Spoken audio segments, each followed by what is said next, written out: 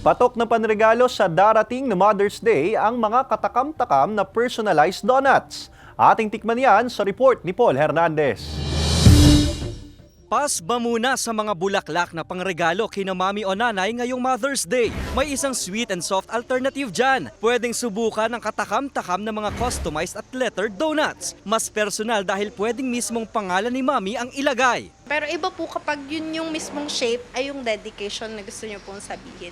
Kaya parang mas Ang homemade donuts ni Hana may iba-ibang flavors, white and dark chocolate at glazed icing. Makaka-request din ng trip mong design sa kanyang donuts with a twist. Ang mga disenyong bulaklak pwede rin kainin. A four-way process. Una po, mag-mix po ako ng mga lahat ng ingredients. And then after po that, mag-rest ko po yung dough for 10 minutes. And then after po nun, ikakat ko na po siya. I-perf ko na po siya to rice. Yun po. And then doon na po yung magiging frying method ko. Patok nga raw ito sa mga young at young at hearts. 800 pesos ang standard box of 12 at 899 pesos naman kapag may mga design na. Dahil customized, na-adjust ni Hana ang timpla depende sa panlasa ng customer. Kung wari po, prefer po ni customer na mas less po yung sweetness, mas ninipis po yung glaze, mas kokontian ko po yung ginagamit ko po na icing sugar. Kabi-kabila ang reservation na natatanggap niya at ang personalized donuts na ito pwede kahit anong okasyon. At ngayong Mother's Day,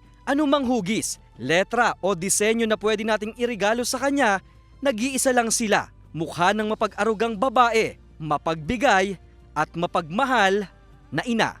Kasama si Kel Ravaca, Paul Hernandez, Balitang Southern Tagalog.